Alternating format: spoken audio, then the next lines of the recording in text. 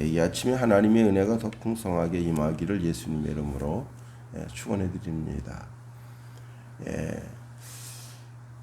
아주 오래전 제 아는 집사님이 그 대통령님한테 상을 받았는데 그 상을 저한테 보여주면서 그 상도 있고 상패도 있고 그 다음에 시계도 있었어요. 그때 제가 전도사인데 전도사님 이 상은 내가 운전하다가 혹시 사람을 죽이면 그 살인죄 어쨌거나 이제 과실치사지만은 사람을 죽이는 죄잖아요. 근데 그것도 면제받을 수 있습니다. 그런 이야기를 저한테 들려주시더라고요. 사람이 착한 일만 하면서 삶이 얼마나 좋겠어요. 근데 인생이 꼭 그렇지만은 않은 거예요. 의외로 엉뚱한 일이 터져서 그 일 때문에 내 삶이 피폐해질 때가 있게 되는 겁니다. 그럴 때 내가 그동안 쌓아놓은 착한 일, 의로운 일, 거룩한 그 일과 내가 지은 죄를 그 일로 인해서 내가 그동안 행한 행적을 인해서 그 일을 무마시켜주는 아니면 그 죄 값을 좀 경감시켜주는 그런 일도 있을 수 있다 하는 거예요. 자, 여호사밧이 이제 아람과의 전쟁에서 패한 후에 집으로 편안히 돌아왔다고 말씀하고 있습니다.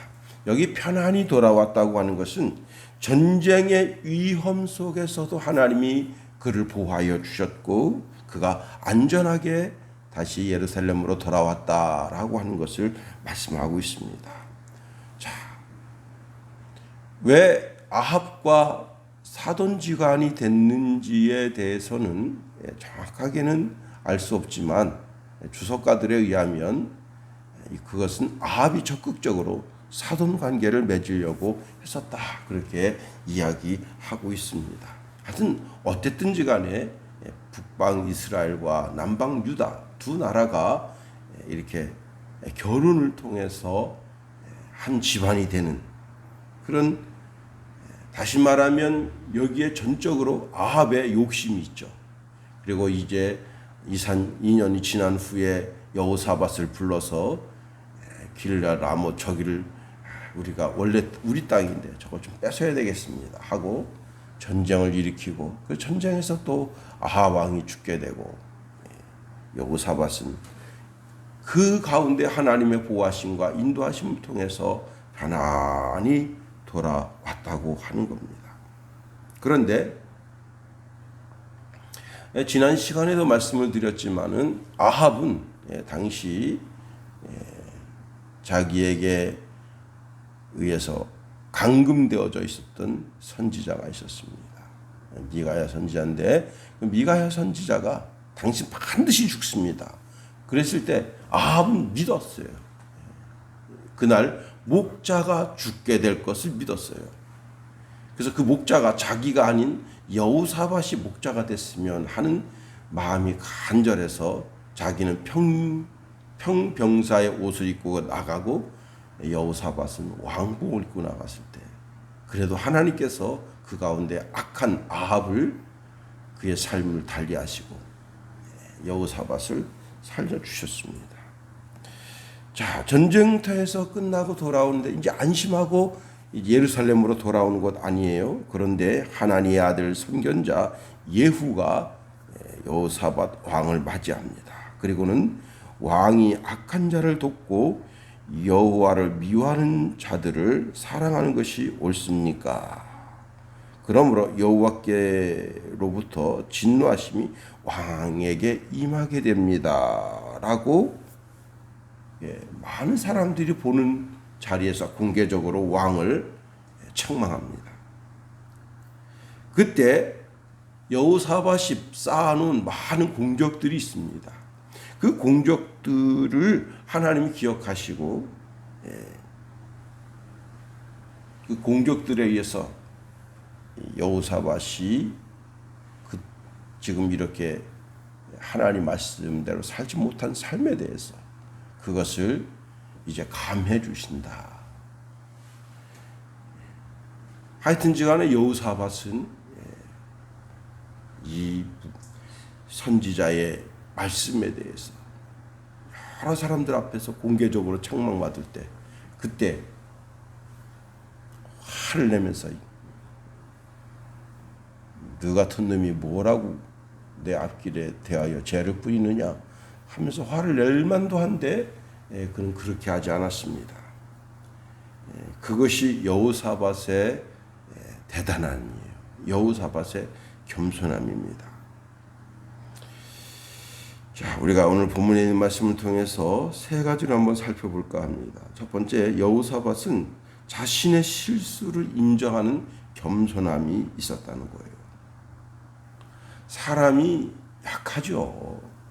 사람은 환경의 동물이고 상황에 따라서 이렇게 저렇게 판단할 텐데 그 판단할 때 그 분위기에 휩싸여서 판단할 때가 많습니다. 또 강압적인 판단을 강요받을 때도 많아요. 그런데 이제 이 아람과 수리아와의 전쟁에 참전하도록 아합이 아주 강권적으로 계속 그냥 저 길라 나무 저거 내 평생에 참 마음에 탁 걸리는 그런 건데 저거 좀 뺏을 수 있도록 좀 도와주세요. 그러니까 그냥 사돈지간이고 그렇게 하면 내 마음도 편하겠다 생각해서 참전하게 된 건데 그것이 자기의 실수고 자기의 넘어짐이에요. 아합과 결혼한 것도 자기의 실수고 전쟁에 참전하는 것도 자기의 실수고 그리고 미가야 선지자가 반드시 이 목자가 죽게 돼서 양들이 흩어지게 편안히 집으로 돌아가게 된다 그렇게 말할 때 그거 믿지 않은 것도 큰 실수고 실책입니다. 사람은 약하다고요. 이렇게 넘어지고 저렇게 넘어져요. 에덴 동산에 먹을 것이 그렇게 많은데 하필이면 왜 선악과를 그렇게 뚫어지게 쳐다봤냐 말이에요. 그게 인간이에요. 인간은 자기 속에 채워지지 않는 그 뭔가 그 부족함 때문에 계속해서 그것을 채우려고 이것을 해보고 저것을 해보고 그래서 그것 때문에 넘어지게 됩니다. 자, 그런데 그 죄를 책망할 때 내가 지금 그 일로 인해서 넘어져 가지고 내가 참 마음이 힘들고 어렵잖아요. 그런데 그 죄를 지적해 보세요. 참 곤란하거든.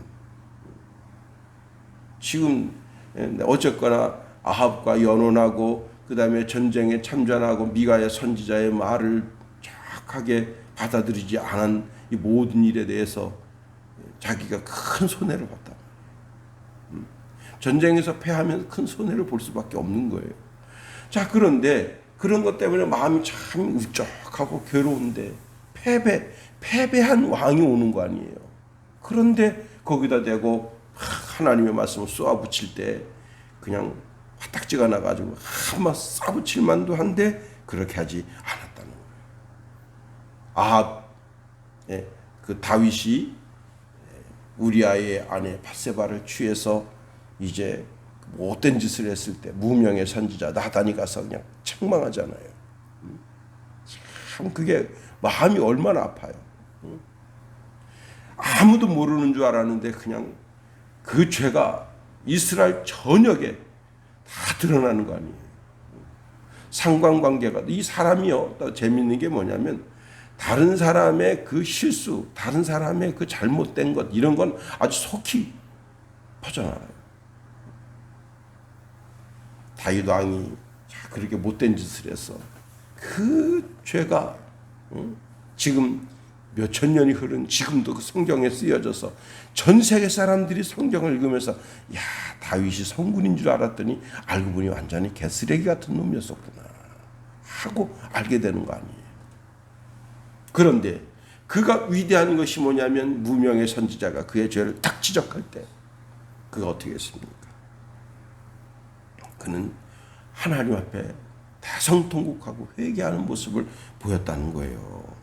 이게 참 신앙의 사람으로서 멋진 모습을 면모를 보여주는 거예요. 그가 이제 자기 죄를 지적받고 난 후에 쓴 시가 시편 51편인데 그가 이렇게 고백하고 있습니다. 하나님이여 주의 인자를 따라 내게 은혜를 베푸시며 주의 많은 긍휼을 따라 내 죄악을 지워 주소서. 나의 죄악을 맑게 씻기시며 나의 죄를 깨끗이 제하소서. 무릇 나는 내 죄가를 아오니 내 죄가 항상 내 앞에 있나이다 하면서 쭉 읽어 내려가다 보면요, 10절에 이렇게 말씀하고 있습니다. 하나님이여 내 속에 정한 마음을 창조하시고 내 안에 정직한 영을 새롭게 하소서. 나를 주 앞에서 쫓아내지 마시고 주의 성령을 내게서 거두지 마소서. 그렇게 간절하게 하나님 앞에 간구하는 것을 볼 수가 있습니다. 오늘 이런 자신의 죄를 지적받았을 때 그 죄에 대해서 깨닫고 자기가 하나님 말씀 가운데 서는 그런 모습을 보여주게 됩니다. 그것이 오늘 여호사밧 삶 속에서 보여지는 거예요. 하여튼지 간에 이렇게 지금 이스라엘 아합 왕과 결혼하고 전쟁에 참전하고 미가야 선지자의 말을 콧등으로 들은 것에 대한 징계로 여호사밧 생전에 이제 모압과 암몬의 침입이 있었고요. 그 다음에 이제 그가 배를 띄웁니다. 이제 이 역대하 말씀에는 나오지가 않는데 열왕기 하에 가면 거기 말씀에는 그 배를 만들어서 배를 띄웠는데 그 배가 좌초되게 됩니다. 큰 손실을 보게 되죠. 두 번째로 오늘 본문에 있는 말씀을 통해서 여호사밧이 백성들의 신앙을 더 새롭게 하는 모습을 보게 되는 겁니다. 자, 여호사밧은 그 하나님의 말씀을 자기가 곱게 받아들이고 그리고 이스라엘 백성들이 실수하지 않도록 자기 같은 실수하지 않도록 하기 위한 그런 신앙의 방책을 세우는 것을 볼 수가 있습니다.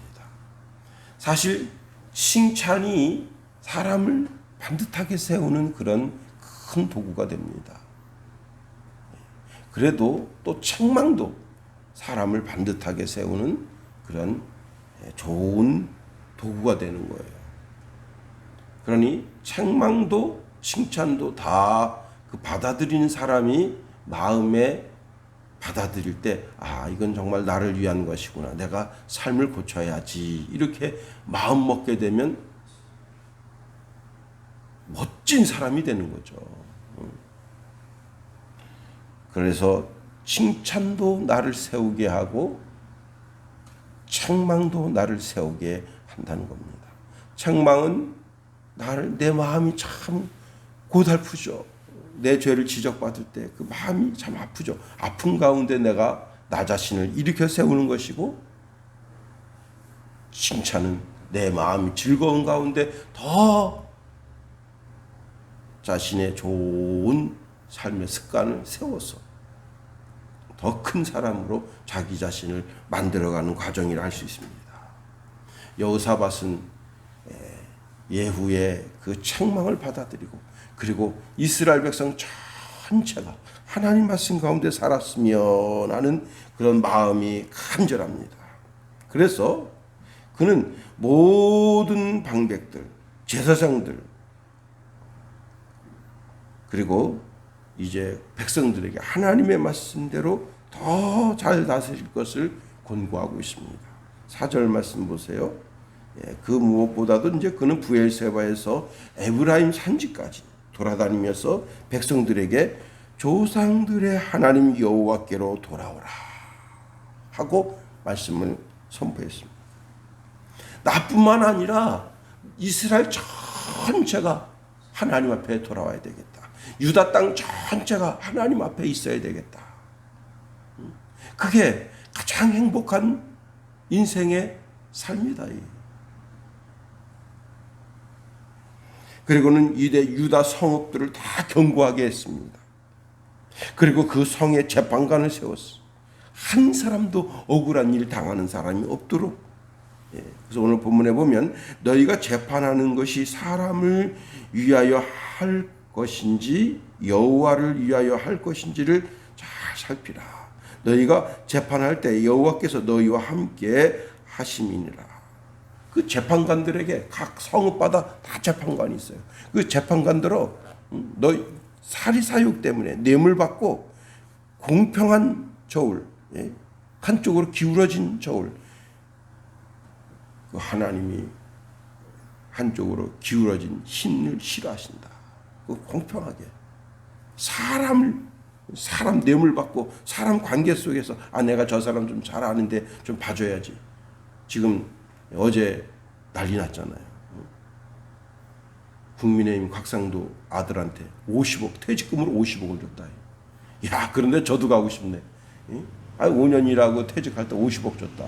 근데 문제는 뭐냐면 거기 지금 박영수 특검 딸이 거기 있었는데 그 딸도 퇴직했대요. 근데 얼마 줬냐 물으니까 지금 박영수가 답을 못 하고 있습니다. 한 100억 정도 줬나요? 응? 야, 참나. 이런 일들을 이제 다시 5년 근무했는데 50억 주는 그런 회사가 어디 있습니까? 이게 뭔가 잘못된 거잖아요. 참나. 이걸 내가 좀 알고 있다. 내 편이다 이게. 저 사람은 좌익이고 좌편이고 내가 봐줘야지. 그 이재명을 봐준 거 아니에요.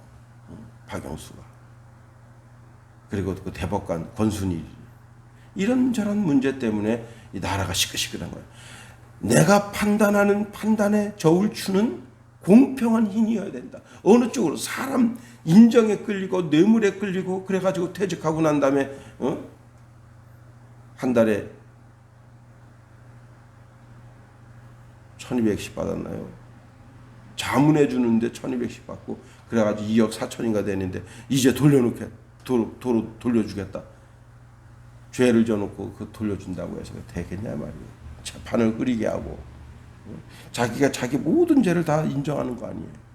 재판관들한테 너들 그 성에서 재판할 때 정말 내가 하나님의 양심으로 이 재판을 재판한다.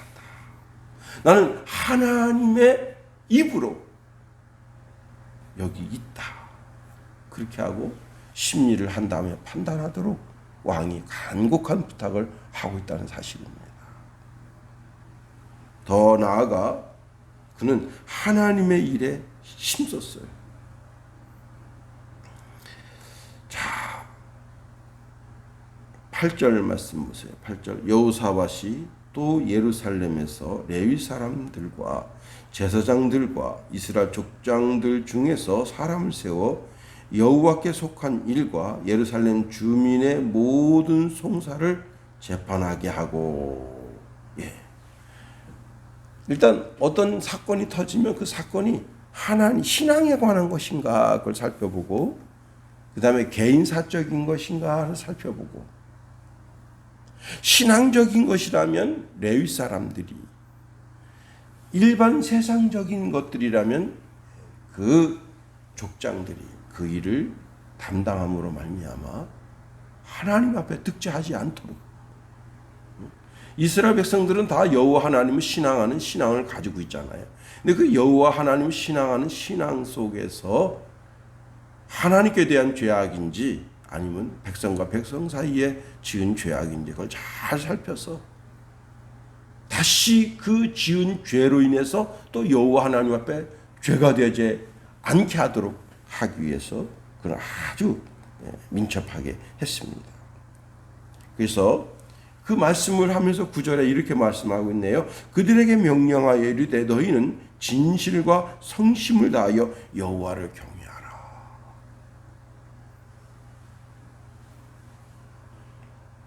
예. 재판관도 혹시 레위 사람으로서 재판에 참여한 사람도 백성들의 족장으로 재판에 참여하는 사람도 누구든지 다 어떻게 해요? 진실함과 성실함으로 여호와를 경외하라. 여호와 하나님을 두려워하라 말이에요. 예. 죄 짓고 난 후에 내 삶을 바로잡는 것은 참 내 인생의 큰 오점이 될 수가 있어요. 그러나 내 마음에 그 죄를 지려고 하는 죄에 대한 그런 유혹을 받을 때 내 마음에서 그 스스로 내가 하나님의 백성인데 이럴 수가 없지 하고 잘라낼 수 있는 용기야말로 더 대단한 신앙의 밑거름이 되는 겁니다. 죄를 짓고 얻어맞고 난 다음에 뉘우치면 그게 참 힘들어요. 2, 3년 가요. 그 죄가. 그 죄열이 항상 자기한테 비추는 겁니다. 그런데 그 죄를 지려고 하는 유혹이 딱 있을 때 그래 왕도 내게 말씀하시기를 진실과 성심을 다해서 여호와를 경외하라 하셨지. 그럼 내가 죄를 질 수 있나 하고 돌아서면 그런 신앙적 결단과 각오가 서게 되면 어떻게 되는 거예요? 나라가 점점 의로워지는 거죠.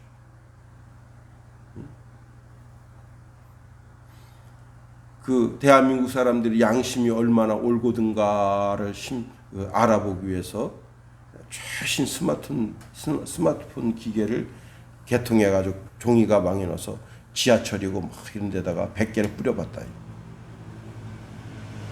근데 뭐 대한민국 사람들이 양심적이고 뭐 깨끗하고 어쩌고 그런데 그 가방이 거의 다 없어지고 6개인가만 돌아왔어요. 그래가지고 막 이 대한민국 사람 참 별 볼 일 없네. 뭐 그냥 뭐 도덕적이고 양심적이다 그랬는데 알고 보니까 그냥 뭐 별 볼 일 없네. 그런데 하루가 지나니까 사방팔방에서 당신이 흘리는 그 물건 찾아가시오 하고 연락이 오는 거예요. 보니까 전부 그 물건이 어디가 있냐면 유실물센터에 가 있는 거예요. 유실물센터. 누가 이 물건 놓고 갔다. 찾아주라. 그렇게 해서 86개가 돌아왔다는 거예요. 이 얼마나 양심적이에요. 프랑스 파리에서 했는데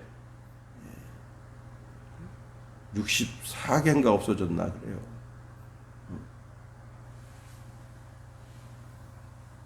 선진국가인 줄 알았더니 우리 대한민국이 선진국가다. 양심이 올곧고 바르게. 오늘도 우리가 하루에를 준행합니다. 여호사밧이 선지자의 책망을 받고 나서 그래. 하나님 말씀대로 살면 이 나라가 이 백성들이 더 큰 복을 받게 될 텐데 하는 마음으로 이스라엘 전체에 과거에는 바알과 아세라 목상을 찍으면서 외적으로 보이는 신앙의 개혁을 했다면 이제는 내적으로 내 심령 중심으로 여호와 하나님을 섬기며 나아가도록 백성들을 독려하고 삶 속에서 그것이 죄가 되지 않게 하기 위해서 권고했던 그 여호사밧. 오늘도 우리가 하루에를 준행하면서 우리가 진실과 성실함으로 여호와 하나님을 의지하고 바라보며 나아가는 이 하루 해가 되게 되기를 예수님의 이름으로 축원해 드립니다. 주기도문 하겠어요. 하늘에 계신 우리 아버지, 아버지의 이름을 거룩하게 하시며 아버지의 나라가 오게 하시며 아버지의 뜻이 하늘에서와 같이 땅에서도 이루어지게 하소서. 오늘 우리에게 일용할 양식을 주시고 우리가 우리에게 잘못한 사람을 용서하여 준 것 같이 우리 죄를 용서하여 주시고 우리 시험에 빠지지 않게 하시고 악에서 구하소서. 나라와 권능과 영광이 영원히 아버지의 것입니다.